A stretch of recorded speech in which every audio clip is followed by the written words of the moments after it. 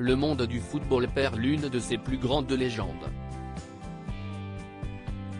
Ce 29 décembre, Pelé est mort, à l'âge de 82 ans, comme l'a annoncé son agent.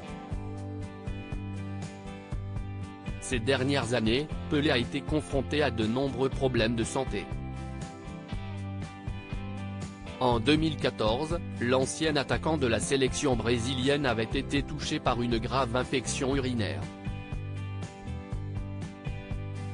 Il avait alors été placé en soins intensifs et sous dialyse. En avril 2019, une nouvelle infection urinaire avait obligé Pelé à être hospitalisé à Paris avant d'être rapatrié au Brésil où un calcul rénal lui avait été retiré. En septembre 2021, celui qui est considéré comme l'un des meilleurs joueurs de l'histoire du football avait été opéré après la découverte d'une tumeur suspecte au côlon. Il avait alors tenu à rassurer ses nombreux fans sur son compte Instagram, « Grâce à Dieu, je me sens très bien. Heureusement, je suis habitué à célébrer de grandes victoires à vos côtés. Je vais jouer ce nouveau match avec le sourire et beaucoup d'optimisme. »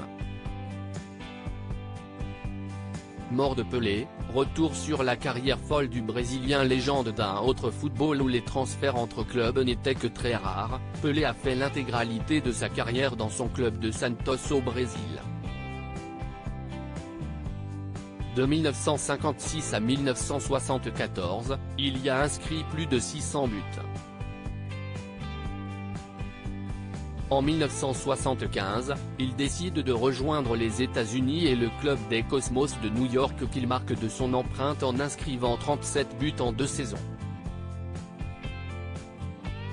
Mais c'est surtout avec la sélection brésilienne que Pelé a marqué l'histoire du football. Auteur de 77 buts en 92 sélections, l'attaquant a remporté 3 fois la Coupe du Monde, en 1958, en 1962 et en 1970.